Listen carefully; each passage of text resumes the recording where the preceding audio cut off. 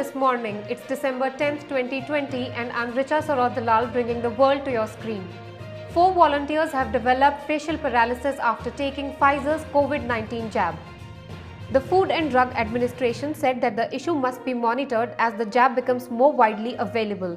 These cases have been revealed after the US drug regulator published an analysis of the Pfizer-BioNTech vaccine.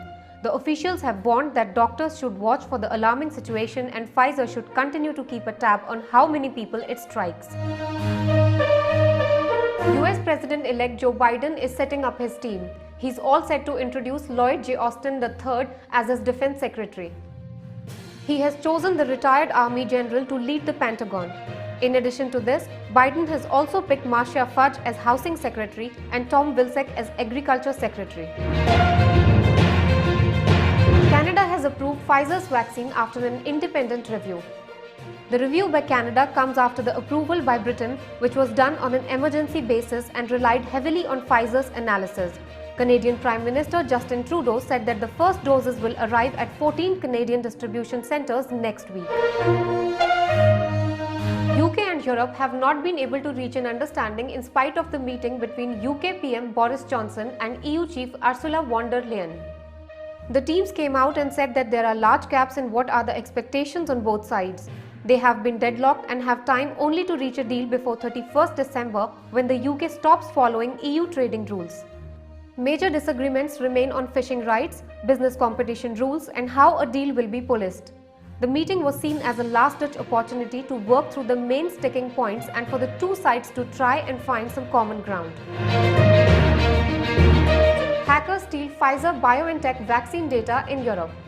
Pfizer and BioNTech said they did not believe any personal data of trial participants had been compromised and EMA has assured that the cyber attack will have no impact on the timeline for its review.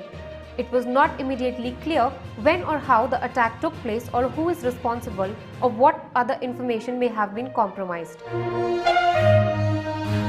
In another news, the Indian farmers are not relenting. They have now threatened to block the highway that leads west out of New Delhi to Jaipur by December 12. The farmers' unions have rejected the draft proposal on amendment to the farm laws by the government. The farm leaders have declared that they will continue to protest until all 3 farm laws are repealed. The minimum support price, hoarding laws and land parcel size in favour of the corporates is what they are protesting against. The Indian Union Cabinet is taking steps to make internet accessible to the poor. The public Wi-Fi access network interface will be known as PM Vani. This scheme will improve the Wi-Fi availability throughout India and is expected to revolutionize access for the poor. The Indian government says that this access will boost incomes as well as ensure that the youth gets seamless internet connectivity. It is expected to strengthen the Digital India mission. India may have been a hub of the world's technology, but the IT systems of the Indian government are dysfunctional and people's access to the digital is poor. India provides over 3.18% of the world's adult content traffic. Colombia's government urges its citizens to avoid gatherings. The country has reported over 1.3 million cases till date.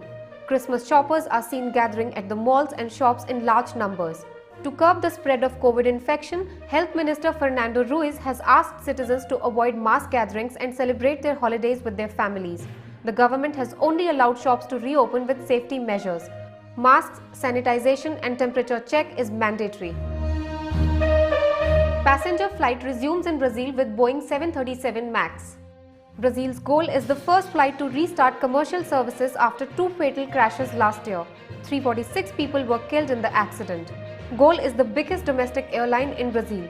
It owns 7 Boeing 737 MAX planes and plans on using them for 27 commercial domestic flights. Asian nations are likely to mandate COVID-19 shots for travellers. On Wednesday, AirAsia Group's chief executive officer said that the governments in Asia could require travellers to receive COVID-19 vaccinations. Qantas Airways is the first airline to announce that it will require vaccine shots for its passengers on future international flights. Discussions over mandatory COVID-19 vaccination for passengers have intensified as impending drug approvals trigger debate. Also making headlines is China, which is pushing back against Australia. By raising its temporary duties on Australian wine by 218.5%, it has made it clear that China is capable of collapsing Australia's economy. Australia is heavily dependent on China, but in the last few months, with Australia working with the US in the Quad and pushing trade barriers, the relationship has soured. Australian timber has also been impacted, and so has coal, barley, copper ore, sugar and lobsters. The ban by China will impact Australia with billions of dollars of losses. Thank you for watching. Stay tuned to Democracy News Live as we bring to you the latest update.